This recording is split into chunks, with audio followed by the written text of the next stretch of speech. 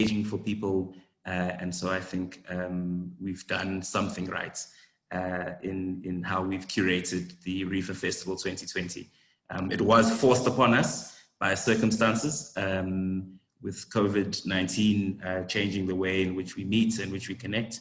But I think it's been very great to do this. So I will run through the program. I'll just, and the program will be as follows. Firstly, I'll just say 2 or 3 more comments that frame this session.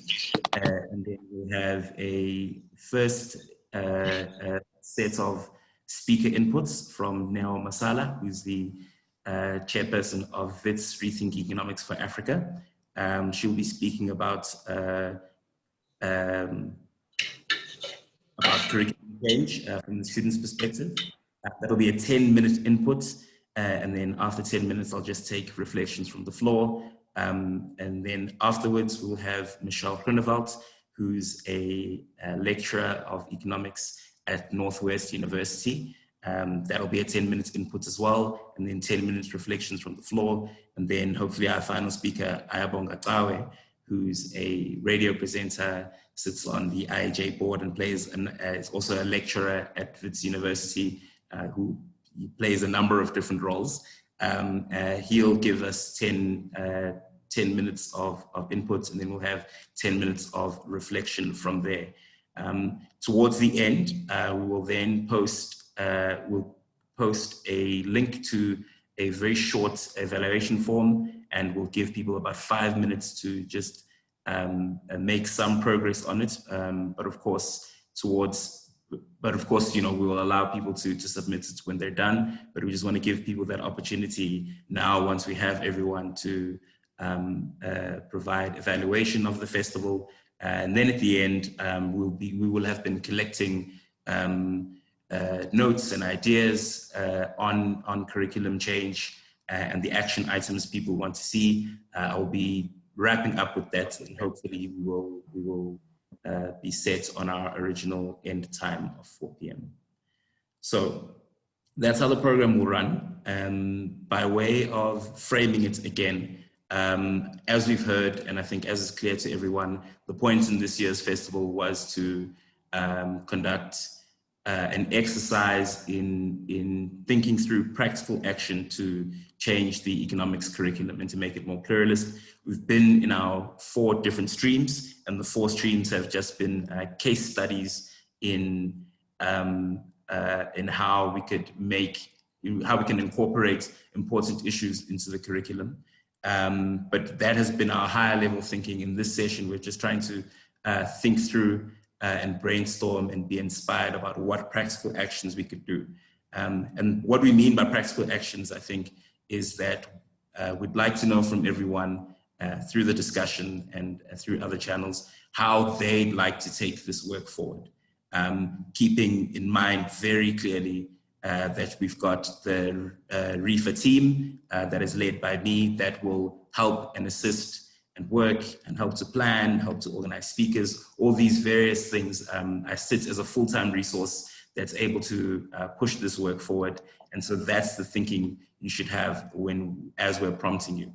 The final point would be a nice way we've thought about the curriculum or the economics curriculum in all our discussions is on 3 main points. The first point being the formal academic curriculum. So the curriculum as it appears, you know, in economics courses or in the formal academy. And we'd like to hear ideas about practical action there. The second form of the curriculum is what we're calling the extracurricular curriculum, which is stuff outside of academia. So things like debates and workshops and trainings and, you know, action groups and meeting international people, all those sorts of things is a second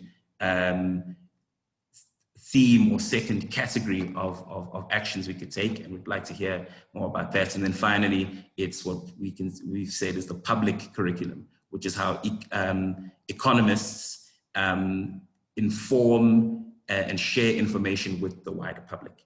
So that's it from me. I would like to call upon Neo to just give us preparation. I think for time purposes, something we've learned is that we'd like to stick to time. So now I will be timing you and then kind of gently nudging and interrupting so that we make sure we've got Q&A. Please post questions in the chat. And then once the speaker has given their input, you can raise your hand.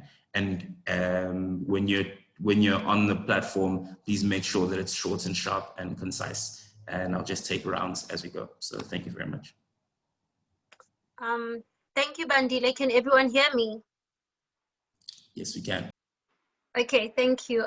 So as you all know, I am going to be talking about the curriculum change, or how we get institutional change from my perspective as a student. I think probably what I was going to say before attending my workshops and what I'm saying now are two different things, because I've gotten so much information. Every time I speak to students, I think I learn something new. I get more insights, especially students outside of my own university. So I think that speaks to how important platforms like this are, like organizing ourselves as students, as people in like the academic space, as people who do work outside the academy. Organizing ourselves is quite important in terms of getting us all thinking. So I thought that was something worth pointing out. The first thing I think comes to mind when I think about institutional change and curriculum change is obviously source material and having more pluralistic learning material. And throughout the entire workshop sessions we've been having, I kind of had this revelation that we often talk about how we need more pluralistic textbooks, right? So as REFA, that's something we speak about a lot. We criticize the textbooks that we have, we critique them. And I had an insight that the majority of us, people who studied this curriculum 10 years ago, 20 years ago, people who are studying it today, all have the feedback that a lot of our textbooks aren't even locally written. So they aren't written by local economists, they aren't published locally, they're usually the international standard textbooks that we use. And that's something where, if you think of it in terms of not just pluralism, but decolonialism, is quite problematic, because I think one of the reasons that we've repeatedly said we find it hard to get any type of institutional change is the idea that there's an international standard that we need to meet. And in order to meet that international standard, you often have to look to Western knowledge. And I have a personal experience with this where due to COVID-19, I couldn't go and like buy a textbook. I had to order one. And because of that, I downloaded a US version of a textbook that was given to us as our main source material. And I looked through the US textbook, I was reading it, and by the time my book arrived, I realized that this Blanchard textbook, word for word, paragraph for paragraph, the Southern African version of it and the international version of it are exactly the same, except for the units, right? So you have the rand and the dollars difference, but otherwise the textbook is exactly the same. And you have little blips where maybe they speak about the 2008 financial crisis, they'll speak about it in terms of South Africa, or instead of speaking about the US Fed, they'll speak about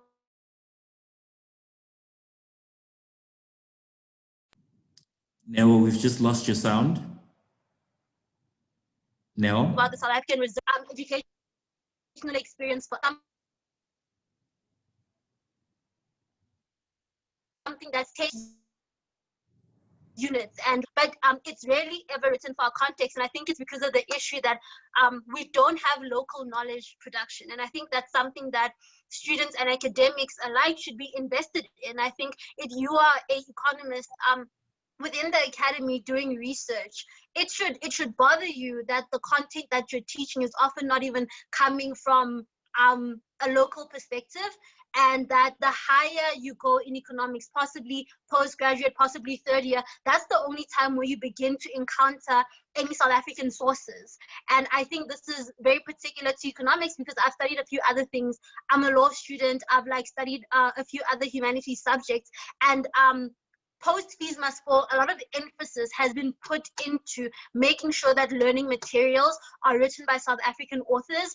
And I don't see the same thing in economics. And I think it's because of the idea that there's an international standard we need to follow, and locally produced knowledge can't match that international standard, which is quite flawed. So that's the first thing, the knowledge production and the fundamental epistemic issues about knowledge that's treated as superior versus inferior.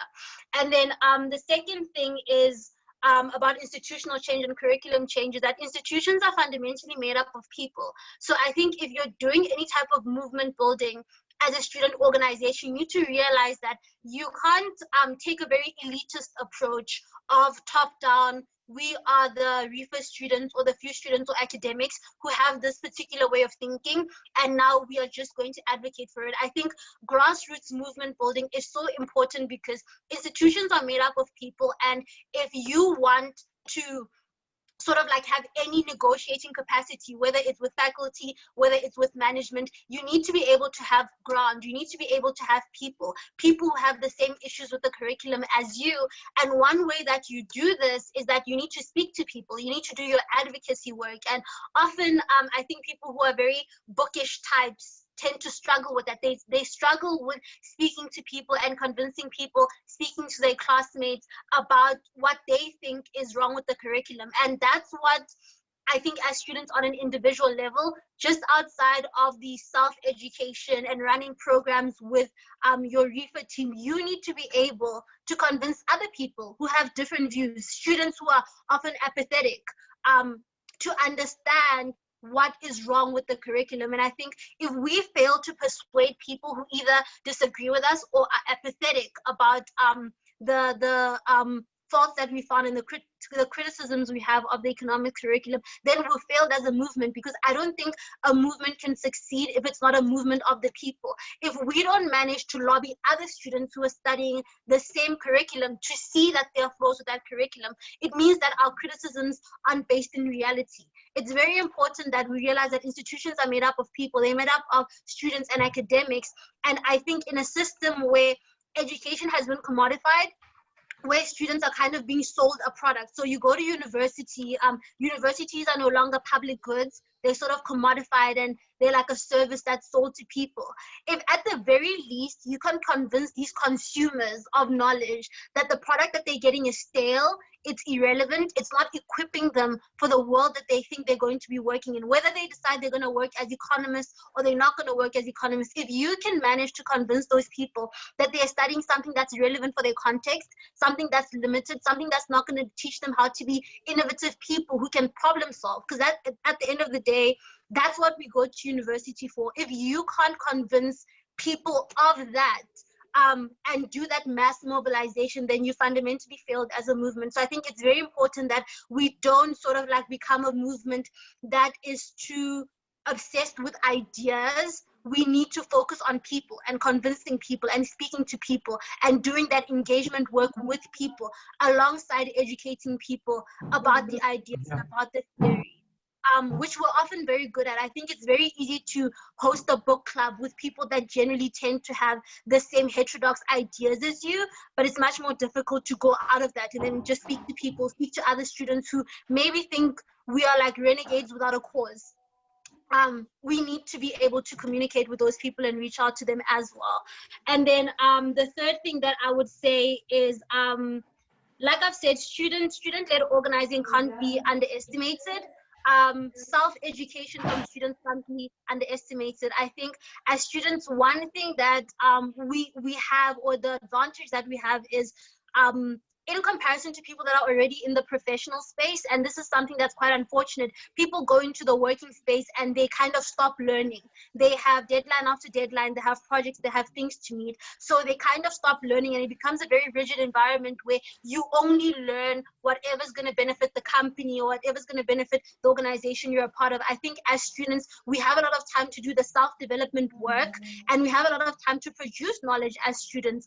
Many of the people in Wits REFA are people that write themselves. They're people that publish. Yes, they're baby. people that publish both independently, but also on the formal I guess you want to. that we I don't have as intend a for that. society. Isn't it meant to be So I think 150, it's babe? very important that we don't just see ourselves as consumers of knowledge, but also producers of knowledge.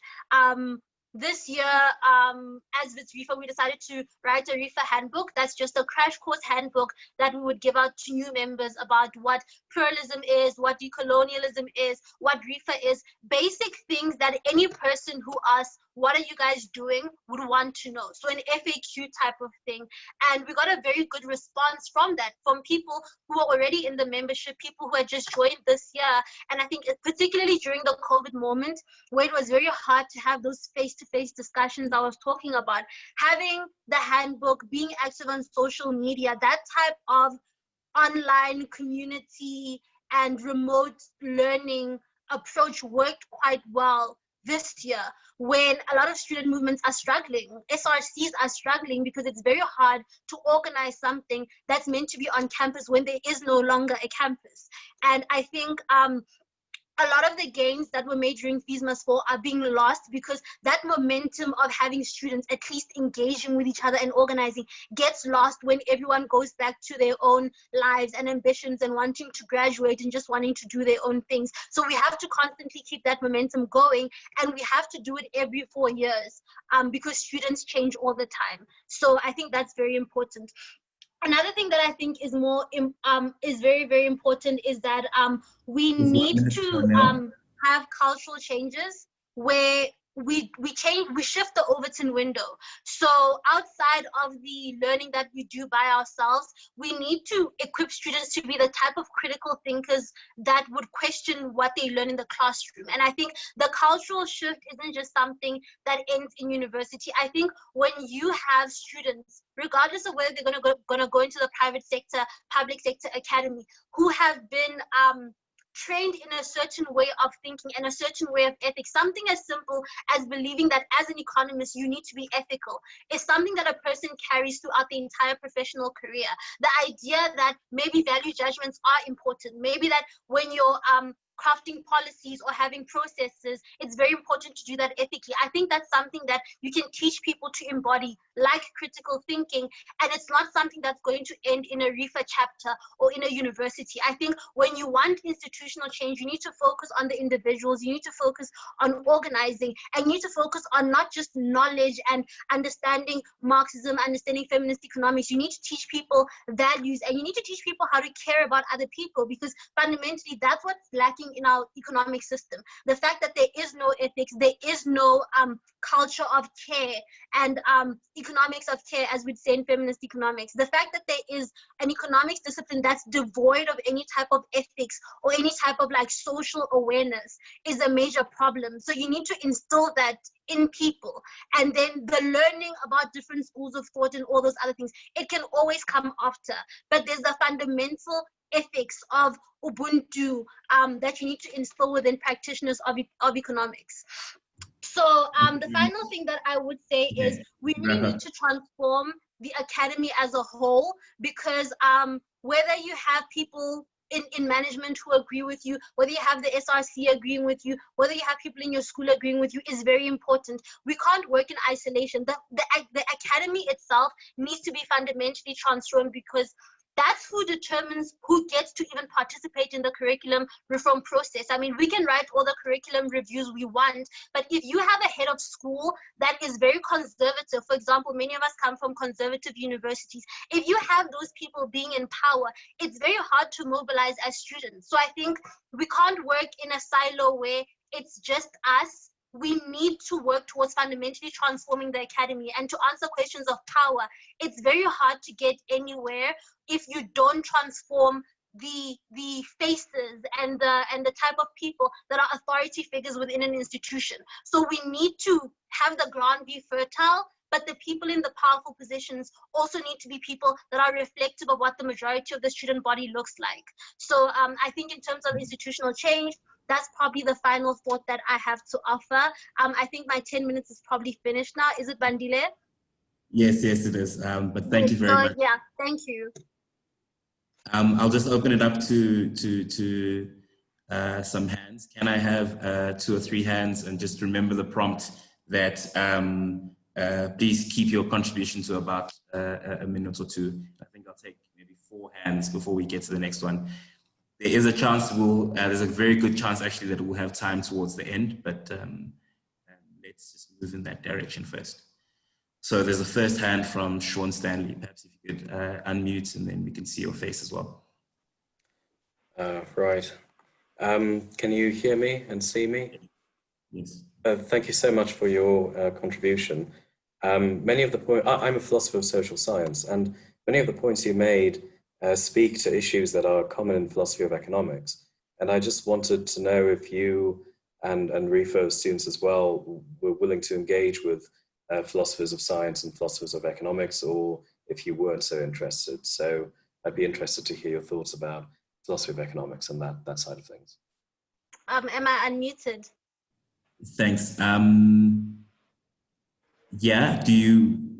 Yes, I think I'd just like to respond to that one quickly. Respond that, Kim, I think the next one. Absolutely. I think it's very important to have an integrated learning of the discipline. So if you're talking about the philosophy of economics, economic historians, I think that's some of the really, really important stuff that's missing in contextualizing our economics learning. So we're absolutely interested in that type of knowledge and engagement. Absolutely.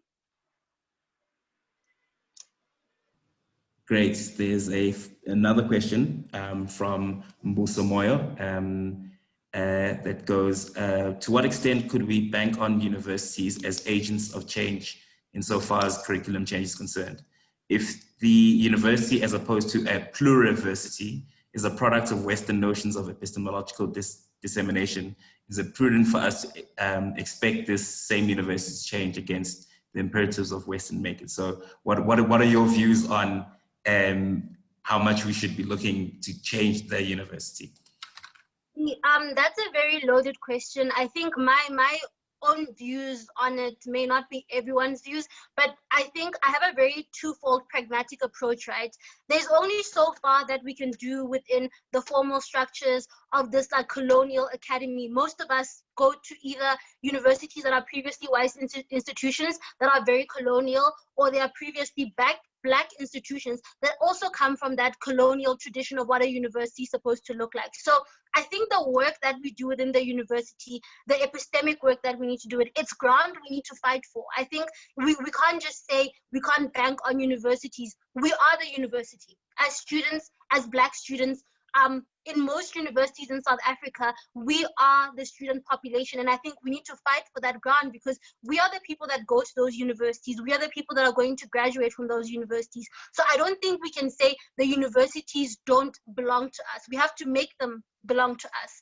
And I think that looks like obviously making sure that there are more Black people in the academy, but it's not just an issue of having Black faces. Ideas need to change, ideas about what is professional, ideas about making sure that the people who are in those institutions aren't the type of people who are going to discourage people from doing PhDs on certain pluralistic issues, because that's another thing people struggle with. You go into the academy, you learn your undergraduate, you're very passionate about heterodox economics or things that are outside of the neoclassical framework, and you get to your postgrad and you don't know who is going to be your supervisor for the particular research you're trying to do. So we need to fight for ground on all levels. I think that's very important.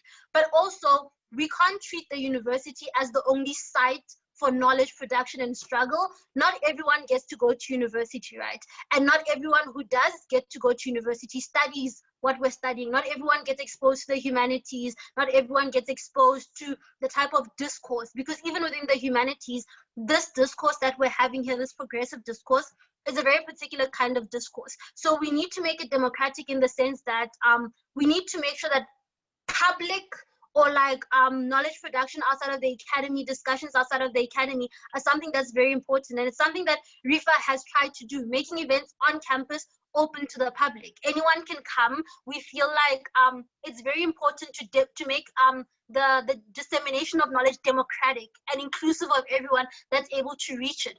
Obviously, there's still limitations to that because not everyone is located in Johannesburg. There are issues with resources, but I think as far as possible, fight for the academy, but also work outside of it, I think is the summary of what I'd like to say.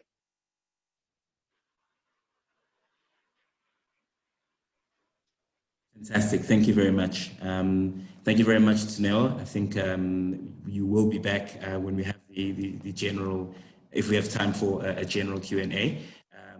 But I would like to move on to our second contributor, who is Meixieira Groenewald from Northwest University. Hi, everyone. Can I just maybe get a couple of thumbs up to make sure that everyone can hear me? Okay, great. And then I'm going to do a quick screen sharing just to kind of hopefully make sure that I do actually stick to my time, not like the typical academic who doesn't. Yeah, so Vandile, please do interrupt me if I go over the 10 minutes, but hopefully I will kind of brush over a bunch of things in the presentation, and then in the 10 minutes afterwards, we can talk a little bit more about the questions you guys may have. And the comments and the feedback. I would love to hear that myself. Okay, so I titled this presentation, Not Or, Rather And.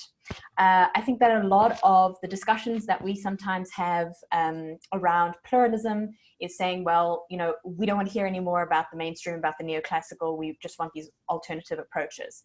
And I think for a host of reasons, we need to think about not just this or mentality, but an and mentality, that even if it is only us having to be taught and engage with the mainstream because we want to be able to more actively critique it, we need to probably be taught what is in the mainstream, as well as numerous alternative approaches from various schools of thought, various different ways of being taught, and not just different schools of thought, but also asking ourselves, whose work is it that we're actually taking a look at, which bleeds into the entire conversation about decolonizing our curriculums. So I do want to just spend 10 seconds acknowledging my own positionality, which is definitely me being a white individual and having a massive amount of white privilege. And so I would very much so, please, you know, if anyone feels that I'm overstepping any boundaries, please do engage me in the question and answer session.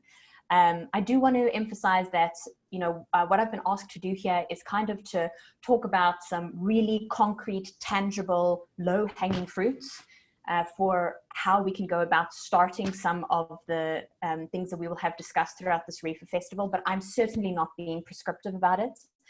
These are just kind of some of the things that I have tried to experiment with and that I have tried to co-create with my students and by engaging with various academics all across the globe.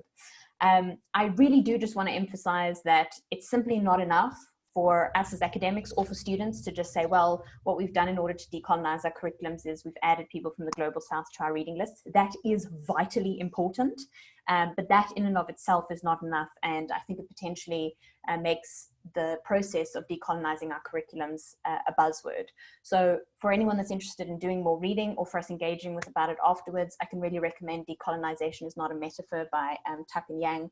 Also, there's a really great blog piece in essence by Appleton called Do Not Decolonize If You Are Not Decolonizing. And so I really just want to emphasize that at least my understanding of it, but of course there are massive amounts of debates, which I'm really open to, is really that decolonizing is a process, at least for me. It's something that we're working towards, which is never going to reach perfect completion. But it is indeed a lifelong commitment. And it's not just something that happens quickly at a REFA festival. It's not just something that happens when this becomes popular to talk about in news media. And really what I'm focusing a lot on is what happens in our actual economics curriculums, because I have a really big time limitation here. But I do want to emphasize that our curricula is embedded within institutions that need to be decolonized, which is embedded in economies that need to be decolonized, which is why there's just so much to talk about in terms of this. So how do we actually start doing things?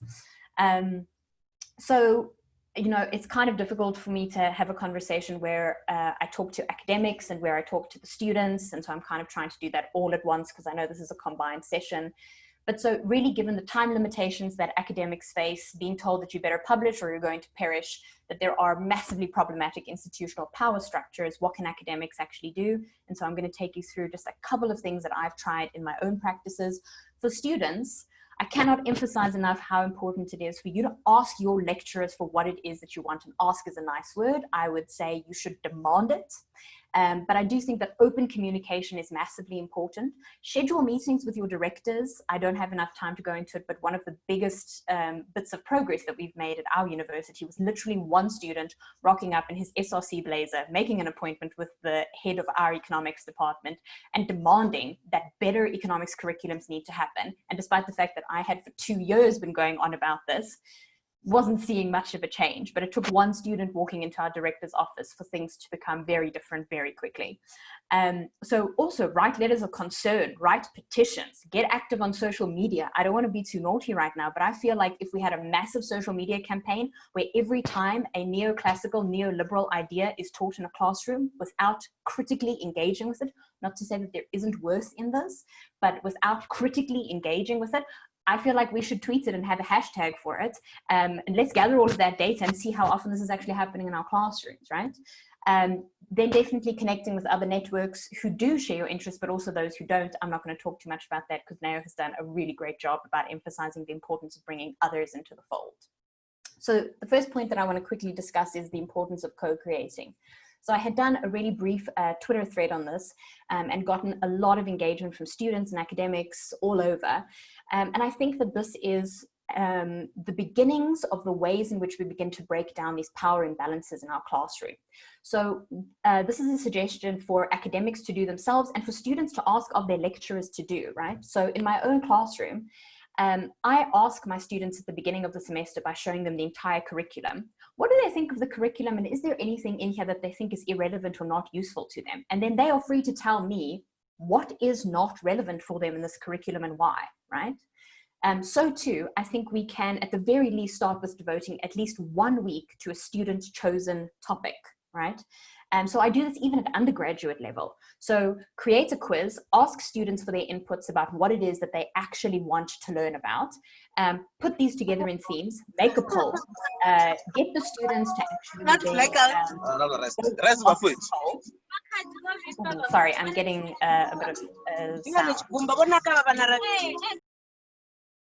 Okay, great.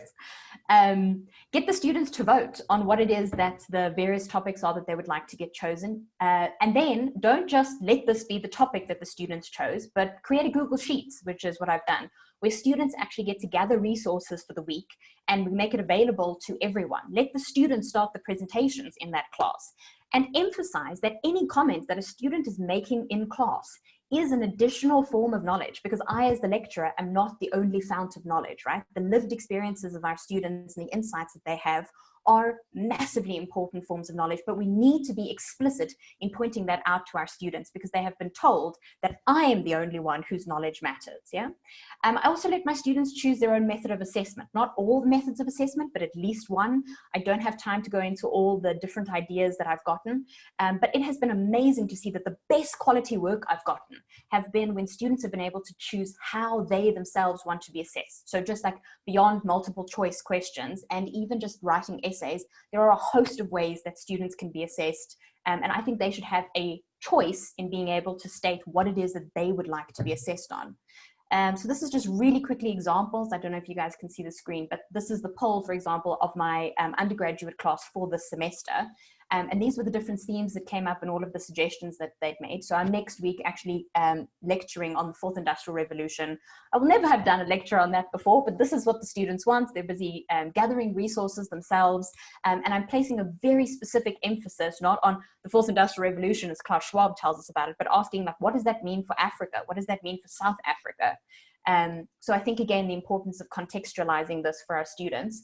And here, for example, is a poll of what my honor students, I see there is a couple of them in the Zoom meeting, right? This was a poll that I created in the Zoom classroom with my students. They had made these suggestions and then we voted on this.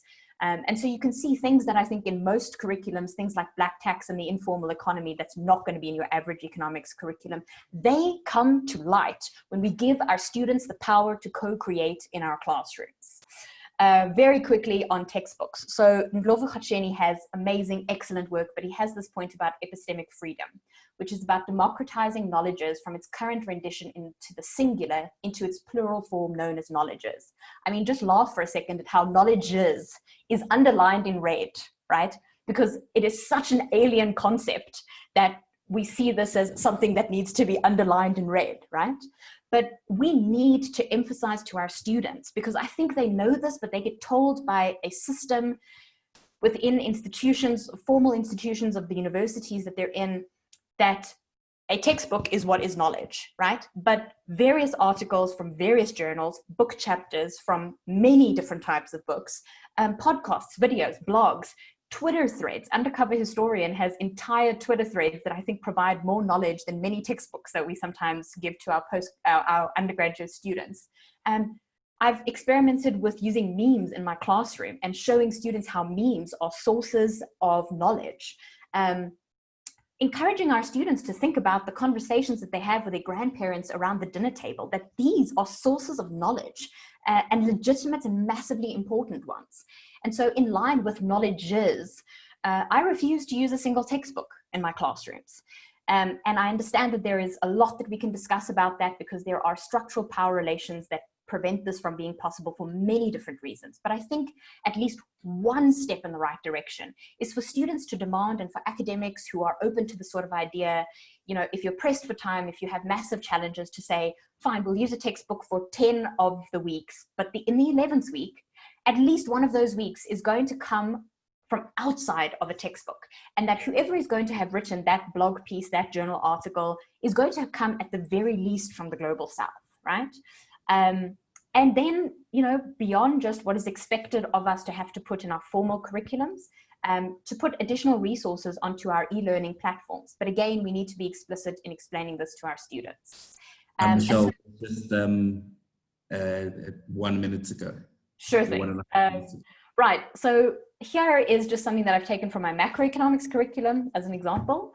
To emphasize this idea when we're told, oh, well, there isn't enough time and students can't cope with pluralism. I think something that we've tried to do, myself and my husband who teach this, is to literally take one alternative school of thought per theme. So teach the mainstream ideas around growth, and then use, for example, a feminist critique of growth as an alternative way to be able to understand the mainstream perspective. For example, taking the mainstream ideas that there are about real business cycles and DSG models, and contrasting that with the Austrian ideas around business cycles, right? Also, something that Sarah Stivano talks a lot about, and she was here at REFA, is I set the racial vernaculars of development, which is an anthropologist that has written this, as one of the core contents in my classroom. So opening up to interdisciplinarity. And then in closing, here is my final reflections. So this is an amazing quote, I think. It's clear that equality doesn't quite cut it, and asking for a sliver of disproportionate power is too polite a request. I don't want to be included. Instead, I want to question who created the standard in the first place. And I think we need to do this. We need to question who created the standard that we are teaching in our classrooms in the first place. And I mean, this is really just my final reflection, but much as there may be massive amounts of challenges and difficulties in all of this, I think I would hope that we would end this REFA Festival being so excited for us to be able to build and to be able to construct anew, instead of only staring into the challenges and difficulties that we face. So yeah, here's my email addresses, my Twitter handle. Anyone who wants to critique, criticize, get involved, send me their ideas, tell me what we can do better. I would love to hear from any and all of you. Thanks so much. Thank you very much, Michelle. So I'll just open it up for about 10 minutes of Q&A. I'd just like people to raise their hands. I'll also cycle through the chat quickly. So here's Gabriel. Can I see if there's another hand? And then I'll let Gabriel have the floor. There we go. Awesome. All right, Gabriel, go ahead. First of all, I'd like to thank you very much, Michelle, for that. I'd like to first acknowledge the fact that you started off the presentation that really helped me and many in the chat really listen to you and grab onto your words by acknowledging your privilege. I'm not applauding you for it, because we shouldn't applaud people for doing things like that, but I do say thank you for that, because it really did help me engage a lot deeper, because you came from a point of saying, hey, I'm not better than you. And I'm open to hearing your opinions on it. And yeah, it really did help. I have never been in a university. I've never been in a college. I'm 22 years old. And so when you speak about knowledges, I really do think that that is something that, you know, needs to be broken down and really learned a bit more, is that in the beginning of the stream, when we started the, you know, the beginning lesson today or session today, I was talking about the exact topic that you just broke up now, and you just really deconstructed and really pulled through home nicely. So yeah, I just, it's less of a question and more of just me saying thank you for doing that. Thank you for coming from a point and a place of understanding that there's more than just a standardized way of doing things, that the textbook isn't the be all end all, you know, and that it really does come from a point of seeing where you stand, understanding that there's more than just the colonized setup of things, and that where we are going is a good place, but that going there, we need to break down the silos that we've been working in for many years. So thank you. Thank you so much. I don't have anything more to add to that. I think it was perfectly put. Thanks so much, Gabriel. Thank you very much. Tiamo? Hi, Michelle. Hi. So I want to know how you've been able to also organize other lecturers at your institution to pursue, you know, decolonizing and the various changes, because we had someone from Northwest in our environment stream, and they were in a breakout room with me just speaking about the kind of challenges that they experienced trying to change anything at Northwest University. I know most universities are rigid, and Noel had that contribution a bit earlier, speaking about having to fight for our university spaces. I just want to know, do you have advice for how do we reach lecturers? How do we get rid of lecturers? You know, what kind of praxis would you recommend? Tiamo, I think that's an excellent question. Yeah, so I see that there are at least one of my colleagues from the NWU here. And so I think that, I mean, there are many different ways that we can, I think, potentially begin to approach this. But I think the strongest opportunity that we have is to work hand in hand with our students. So in my class, as an example, I teach an entire theme on knowledge production and dissemination, where I point to these problems explicitly in the economics curriculum, the lack of diversity, the over-reliance on quantitative modeling, and making students aware of it. And then asking students, what is their next step for how they are going to help me and other academics who feel this way be able to change the types of things that we're seeing in numerous other modules. Because I think that it's all too easy for university managements all across the country to kind of just expect academics whose paychecks are dependent on the institution to perhaps air their grievances, but, you know, well, we'll change this in the next cycle. And I think the power that students have, whether it be a single student in a director's office, or whether it be strongly worded emails, letters of concerns, petitions, and maybe we need to think about even more radical options than that. I think that's the way that we get this to happen. But in terms of academic to academic, I think that I've had the most success with younger academics. Whether it be Precious, who is here, Pindi, Jacques, you know, I can point to a whole bunch of the academics, and what they have in common is that they haven't devoted the past 30 years of their lives to teaching from the same textbook with the same outdated ideas. So I think we need more younger academics or older academics that we perhaps can persuade, I don't know if this is a roundabout way of going about it, but can persuade that them that by teaching in a pluralist manner, you push yourself to be able to do better research, right? Because that's what older academics want to know. Like, how am I going to get more research outputs? And so I think there's a way for us to potentially navigate that this is actually beneficial for their research if they're willing to teach in a more pluralistic manner. I wish I had more time. I'm super happy to engage with you more afterwards on this. I think, Michelle, our final speaker has not arrived. So if you would like to add anything, you do have a bit of space. Okay, thanks. So I'll take another question, but obviously, if there's stuff that you hadn't added that you didn't get to in your presentation, perhaps, please feel free to do that, because I'm not sure our final speaker will have arrived. So here's a question from Sean Stanley. Okay, sure. Thank you so much for your presentation. As a fellow lecturer who's done similar sorts of work, I applaud your efforts. I think we're doing a really good job. I wanted to ask you a more technical question about how you approach pluralism. Given an example regarding teaching, for example, a mainstream approach, and then, for example, comparing that with an Austrian approach or perhaps a feminist approach, do you instruct people to see these as simply different ways of seeing the same problem? Or do you think there are better and worse ways of approaching certain issues? Because some pluralists think that it's free for all, every method is okay. And some people will argue that, in fact, some methods are better than others.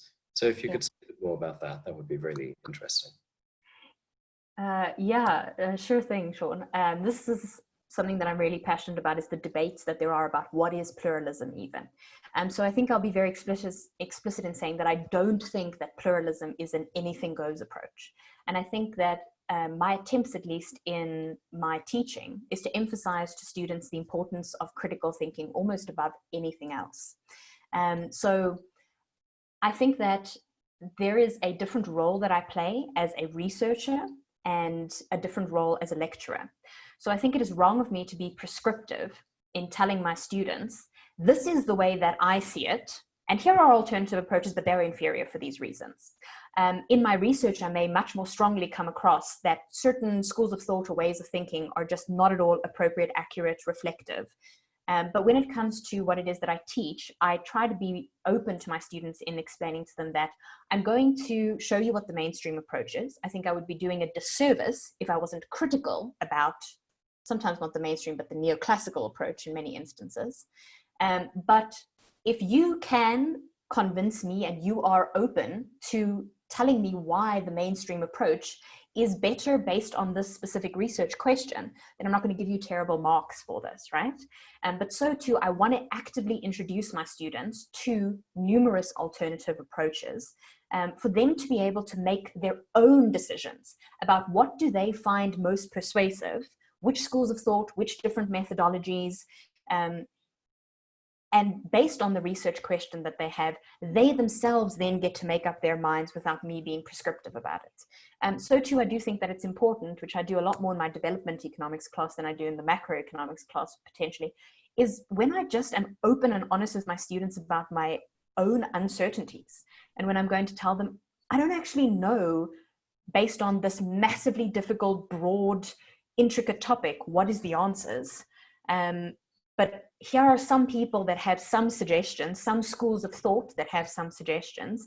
And I'm really keen to hear what you guys think about who you think has the best approach. And I'll just be very open and upfront with them about the fact that I don't definitively have all the answers. But I really do want to emphasize, yes, that pluralism is certainly not an anything goes, right? And that we need to critically engage in order to be able to make that judgment about what is it that we find realistic, useful, acceptable. I mean, we can have lots of discussions about the criteria that we would use for this.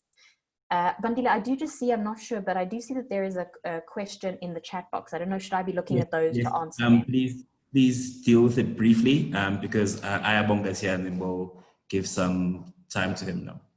Okay, sure thing. So I just, sorry if I'm missing other questions. Please just pop me a direct message on Twitter, yes, if I don't see your question. But I think it's Amara that asked, what has been the driving force behind your personal commitment to decolonizing the economics curriculum? Essentially, how do we make more Michelles? Firstly, I want to emphasize there is 47 Michelles in this room right now and hundreds more that have been part of the other REFA festivals, right? Like, I am not this unique, amazing, wonderful lecturer. But in terms of my personal commitment, without me getting too emotional about it, I had the deeply neoclassical, completely unrealistic training for my entire undergraduate, postgraduate degree. And I was so frustrated by the fact that I had to memorize proofs that meant nothing. By the fact that I had completely abstract equations that were useless.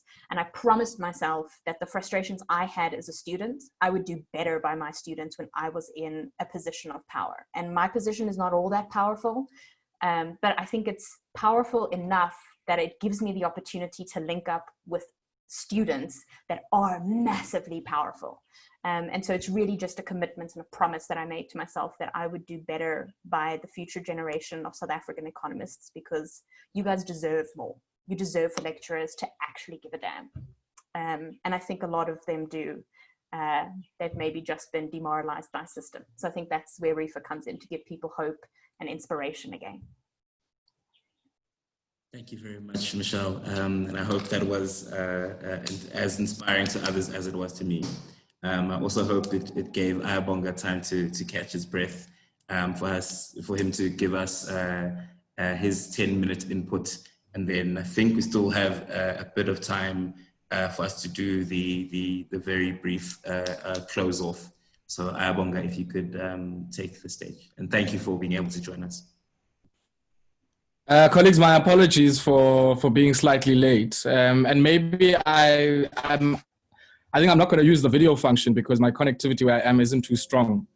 So I think if that works, Bandile, just you can just give me a signal there. I think that. Colleagues, comrades, thank you. And then once again, I'd like to commend the team at Rethinking Economics for Africa for putting together this great festival. And doing so this year, I guess, under very different conditions. And so kudos to the team, Bandile and your team, for putting this together. The brief that I got was really, I guess, to speak about the relevance of economics, I guess, to the world broadly, and I guess to the public outside of, the discipline. And sometimes we tend to be very insular. We tend to be very inward looking as economists. At times, where we are expected to explain technical and very sort of industry specific concepts that are able to better explain the economic reality that people see and observe. So I want to maybe talk about two things. One is from, I guess, my own experience as a student of economics who has had to grapple and deal with economics outside of just, I guess, the typical spaces where people would be expected to work. So either the banks or just in the policy space. But interestingly, in a space that I think has been shifting, which is the broadcast space, how we convey developments in the economy, how we analyze and interpret those, and what implications those have for people's day-to-day lives. I think there has been, on that score, some growing discourse that is really placing under greater scrutiny decisions that are made in the economic realm and in the economic policy space than probably what we had a decade ago. So that's the one part. I think the second part I want to touch on as well, I work as a sessional lecturer in development theory and policy for the Applied Development Economics honors cohort. And it's been a very interesting experience for me, second year now into teaching on that program. And one of the things that for me really hit me hard the first year I did it was that you needed to enrich not just the experience of the students, but to try and enrich the discipline through a multi and interdisciplinary approach. And I'll touch on what, I guess, what that has meant. I think in the first instance, in the world that I work in, from a media space, and I guess even where sort of broadcast media meets policy discussions, my sense is that there's a strong and a very growing reality among the public in South Africa. And I guess it moves in tandem with what I call a growing economic literacy. So I'm not saying that, the man on the street is able to run, multivariate regressions and able to get you to a certain point, but they're able to observe economic reality and are able to take some of the tools that have been developed over centuries in our discipline to try and make sense of the reality that they observe. And increasingly, what many people are saying is that the idea of economics and economic policy is too important a discussion to just be left to the experts. It's too important a discussion to only be a conversation that people who have a master's or a PhD in economics should be having. And I think that's a welcome development, because what we've seen over the last, I would say maybe 25 years to 30 years, not just in South Africa, but in the scholarship, policy, and even the practice of economics, is this idea of this tyranny of the experts, that, it's the economists who know best. Their technical knowledge is outside of the realm of public deliberation, dialogue, scrutiny, and engagement.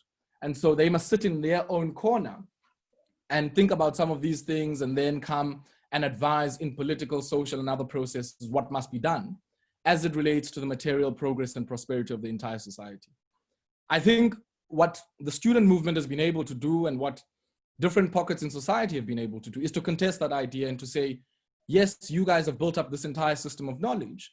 And in the case of South Africa, it might have given us a very, very deep and sophisticated capital markets. But increasingly what it has done is to also give the intellectual cover and the rationale for widespread inequality. I mean, what comes to mind for me, I mean, just in that sense, is this old idea in South African labor markets of this backward bending supply curve.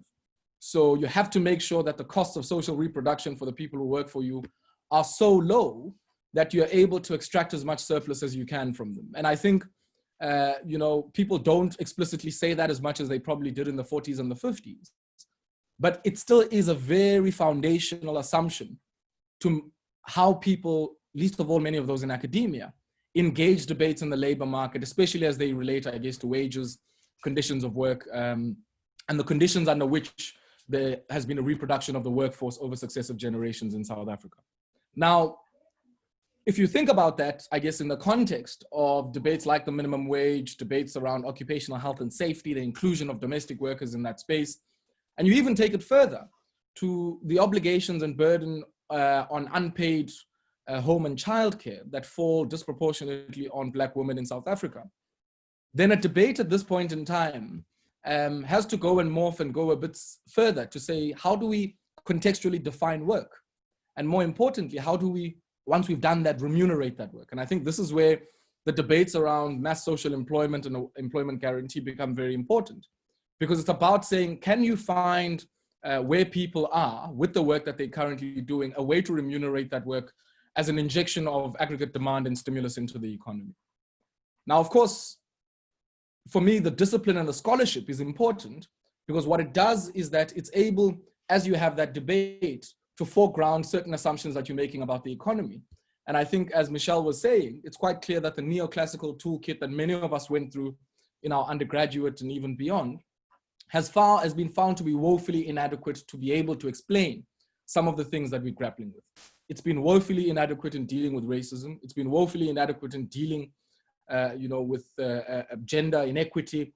It's been woefully inadequate in dealing with a multipolar world and the implications of that, least of all for people in the third world and people who continue to live in post-colonial societies and societies in transition. And so I think the important part is for many of us who work in the space, who interact with broadcasting and I guess the public discourse, is really to try and push the barriers in terms of what we think is possible, what we're able to agitate and advocate for. Because in many ways, I mean, there's the economics, but I also think a lot of what we're talking about is a political exercise. And we need to be able to continue to contest the space and the boundaries and the limitations of what is possible. So if you can think about it in the context of a production possibilities frontier, how do you stretch that political frontier even further at a time when I think all of us can accept that, we knew before COVID-19 that we had crisis levels of poverty, inequity, and unemployment. But I think that has exacerbated even the kind of knife edge that our society finds itself in. And so I think the tasks in many ways of people who are training in economics, who have an interest in economics, who are engaging in economic debates, is to be able to foreground some of the things that people are able to observe and experience in their lives, and do so in a way that is very coherent, that is informed by scholarship, that is able to find expression in policy, but is also able to find expression in implementation. Because what we find is that sometimes the policies are very good, but we still need to go back and wage political struggles, advocacy, and everything else to make sure that some of the stuff is implemented. So I think for me, that is an important part. I think on the academic front, I mean, I think around 2012, 2013, I mean, we were involved in a similar initiative, Rethink Africa, trying to contest the space from a curriculum perspective, not just of what people were being taught in the classroom, but the kind of policy debates that then led to outside of the classroom, in civil society, within labor, within government, within business. And even in that kind of undertaking and pursuit, the kind of neoclassical economics that I studied in my undergraduate was woefully inadequate. And so in a way, I see my task as currently a sessional lecturer at Wits as bringing the world into the classroom and bringing that world as students observe it and experience it, rather than just a universe of utility maximizing models where we're trying to retrofit reality to already aspirational or sort of modeling universe that is already set out, mathematized in a certain kind of way, and thought to be very internally coherent. When we know that life is messy, when we know that policy is messy, and we know that much of what we're talking about are experiences in social experimentation that are going to have their own episodes of possibilities, challenges, failures, and even opportunities. So I guess in a sense for me, really, as I think about, just the plenary and some of the deliberations you've had over the last few days or so, I feel there's no greater period for young economists to take the mantle of societal conversations about how we take our society, our planet, our people forward. And for a lot of that to happen, we're going to have to be very bold. We're going to have to already anticipate that there's a growing body of scholarship and experiences that is countering this shift towards a more progressive imagination of what that future could be. There are already people who are holding the ground on the right wing, trying to continue to entrench and say we can be able to resolve some of these issues by doing what we've always done, but just doing it better. When we clearly know that the reality of our situation is that we've been doing what we've been doing for the last few centuries, and it certainly hasn't been helpful for many people who are seen as the subaltern or underclasses of the society. And so I think it's from that vantage point that if we are to think about our work and how it adds value, you have to already come into the debate and even in how you engage the evidence, what insights you draw from the evidence, from the perspective that is driven and underpinned by a very, very strong sense of social and economic justice.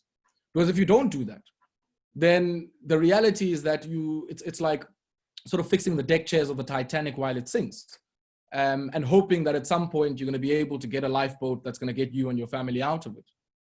At a time where we can already see that the polarization of many of our societies, entrenched histories of inequity and injustice are going to bubble over in very, I wouldn't say revolutionary ways, because there's also the possibility of, counter-revolutionary currents that are going to even undo some of the progressive strides that have already happened.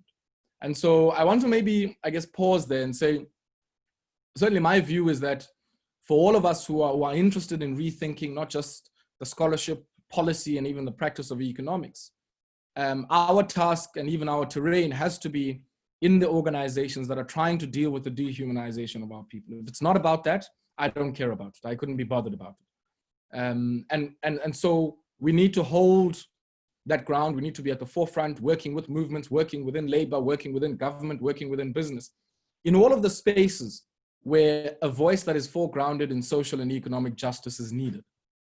Because I think for me, that is the current terrain of this generational struggle that we're involved in. And so a lot of the work that I do, and when we say Siyaibanga economy, what it means is that we lay claim to this economy as something that is an outcome of society. The market is a social institution. It's an institution created by people, and an economy, in a similar sense, has to be fashioned in a way that serves people. If it doesn't, it further alienates people and creates, the kind of, rumblings of social unrest that we continue to see every single day in this country. And I think our task is really to be at the front and really complementing the great work that is already being done by organizations that are trying to deal with the dehumanization of our people in society. So I think the idea is, yes, let's go study hard. Let's make sure that we cover our technical base as well.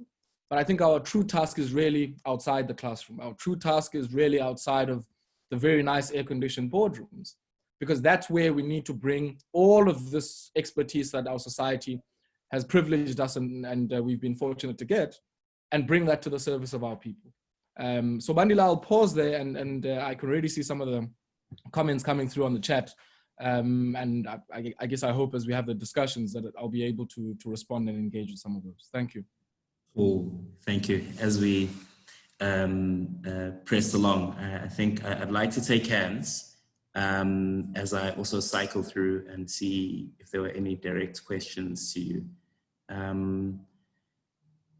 there any hands?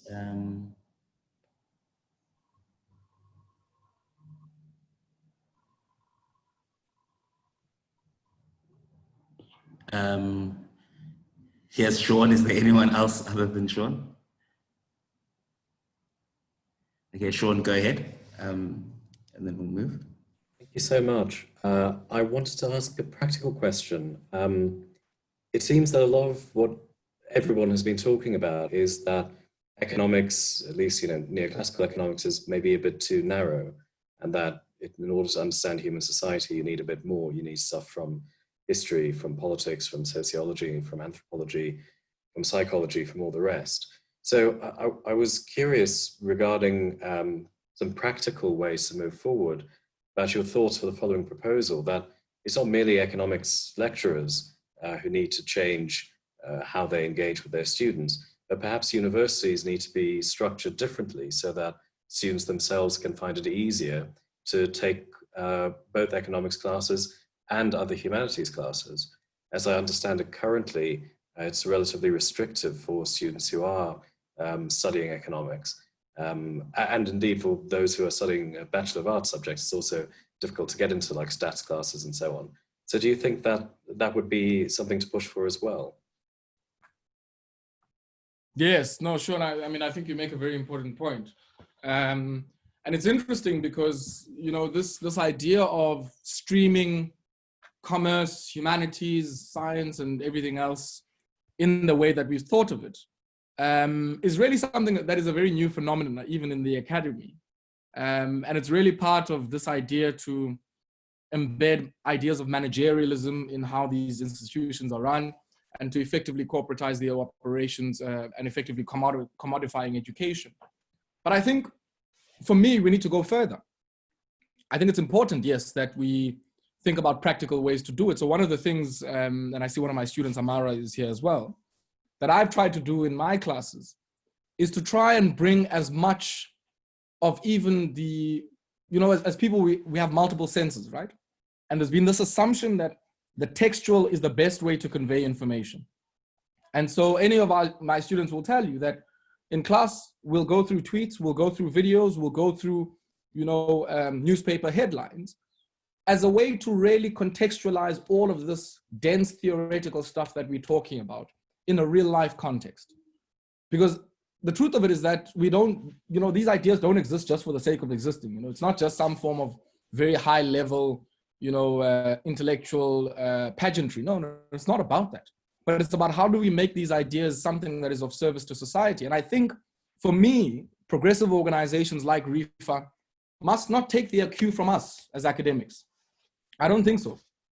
If REFA wants to go and have a teach-in with workers at Rhodes University or members from Echoza or members of the community at Echoza and say all of this education we're getting at Rhodes we want to share with our community, I think those are some of the programs that students should be undertaking.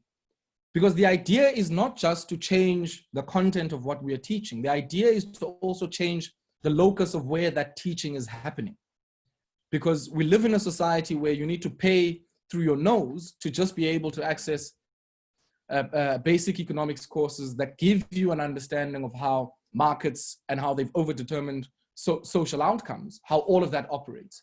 And I don't think that that is the kind of knowledge that should just be sitting in universities or stuck in libraries. But we need to be creative as this generation about how do we make that kind of knowledge accessible with the rigor, sophistication that is needed. I'm not saying water down, oversimplify the stuff. No, do it with the same rigor and sophistication that we know will use these things as tools in the hands of our people to determine their own destiny. That's the idea. And so when I say, Sean, that at a practical level, well, at a practical level, it's also about saying, how do you take from different disciplines and infuse those disciplines as a way to explain a very complex reality, a very messy reality.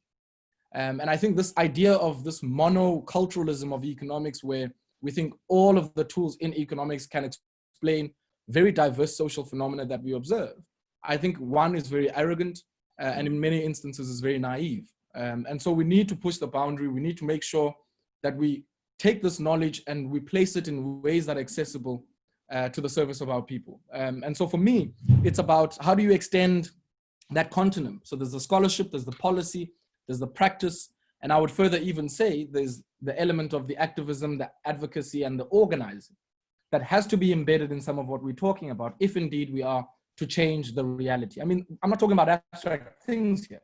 The reality, for instance, in the medium-term expenditure period from a macro-fiscal perspective is that you've got probably the largest demand-side shock over the last century for the South African economy. And yet, from a public expenditure perspective, nearly $250 million is going to be slashed in the next few years or so from our public expenditure to try and achieve something that is seen as an intellectual objective, running a primary surplus. And the question is, for what end? But you're not going to be able to just sitting and writing a column or writing a paper influence that if you're not going to get into the messy day-to-day work of organizing the politics of it and try and bring your skills and put those skills at the service of some of those who are trying to work to change that particular reality. So I don't know, Sean, if that answers your question, but I think for me, the practical is on two levels. It's the political, and also I think it's practically from a scholarship perspective, really drawing these bridges and links between different silos in the university system in a world that I guess is no longer suitable for that kind of approach to dealing and trying to theorize what indeed is an observed reality that all of us share.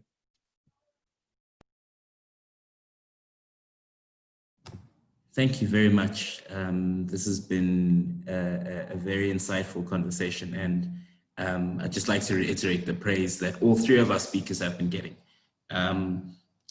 I think it is a very hard thing to speak concretely, especially as people who are in the academic space, but what you've done is all spoken accessibly and concretely, and I really appreciate that.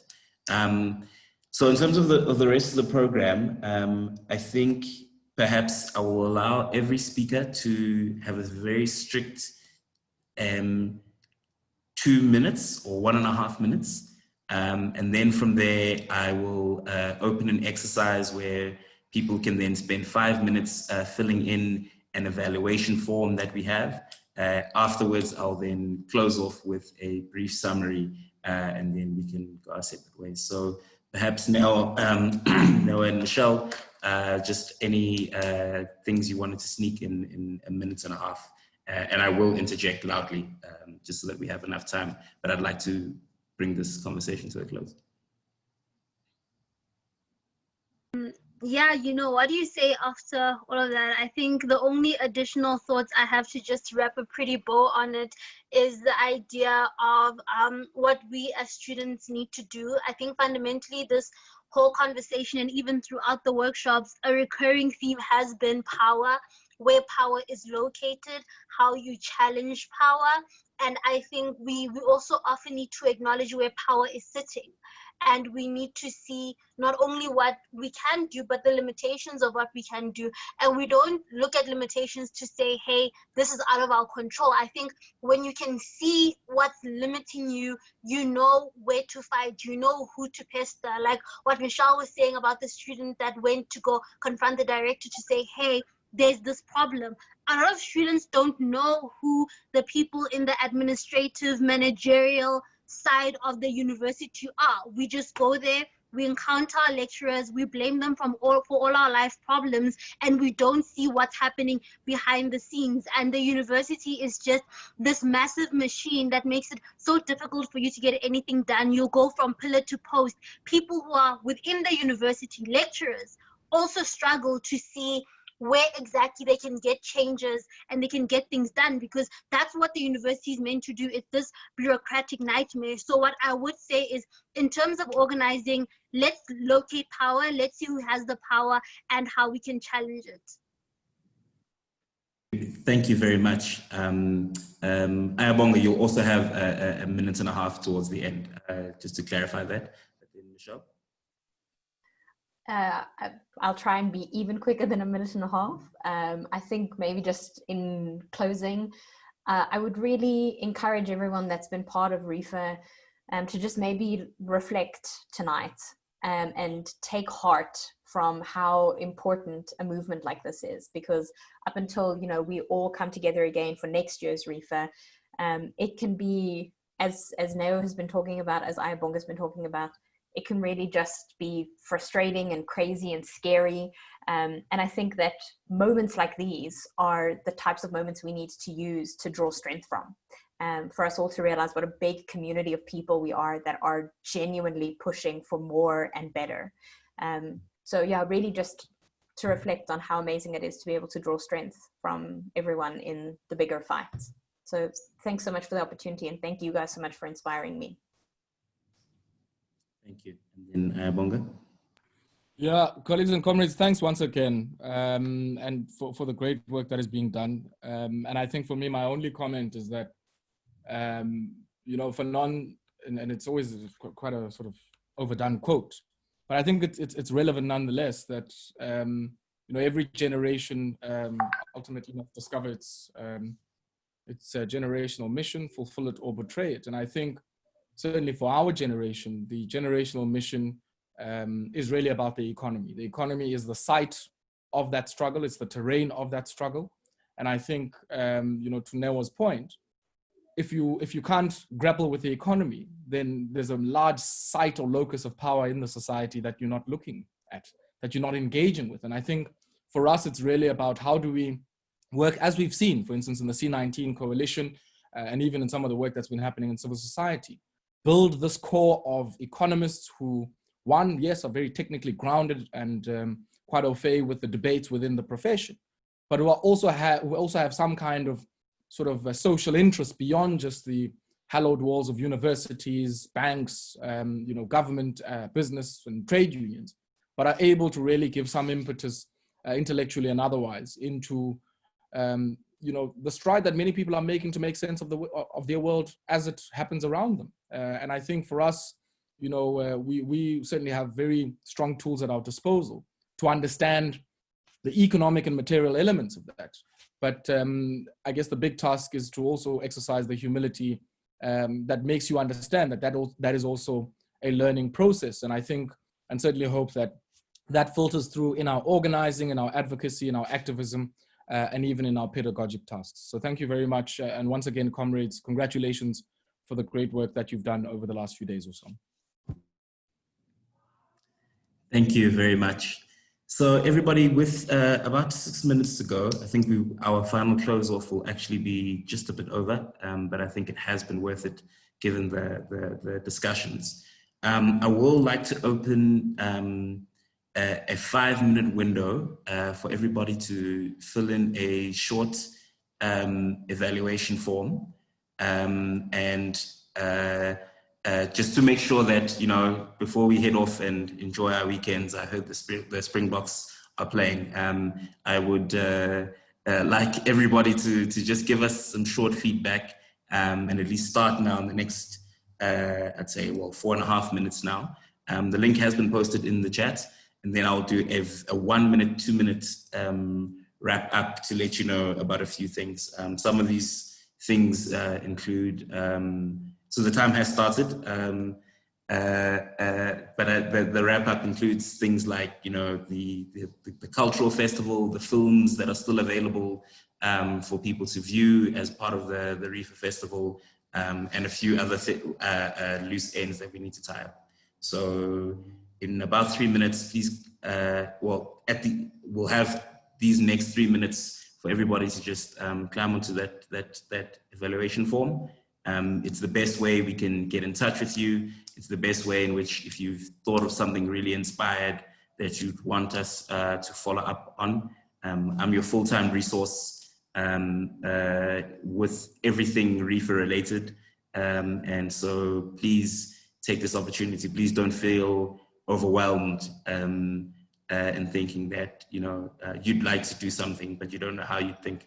as I say, I'm a full-time resource, and so please let us know some of your ideas.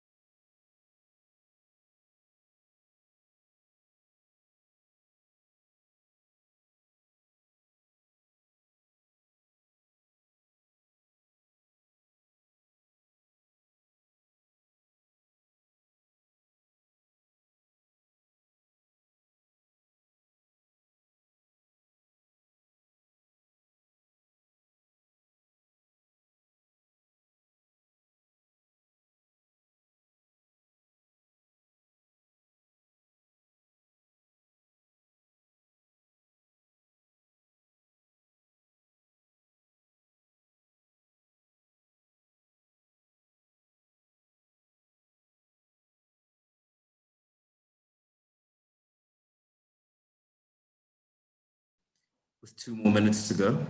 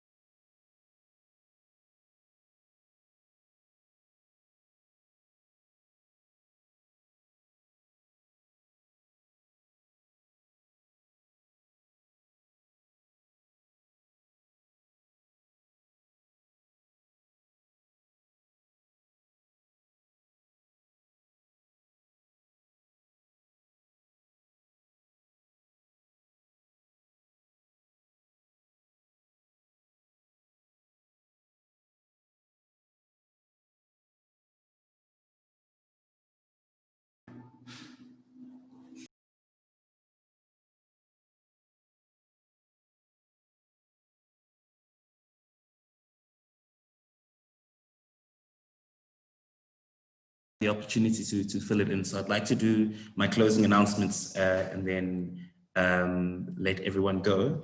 So the biggest thing that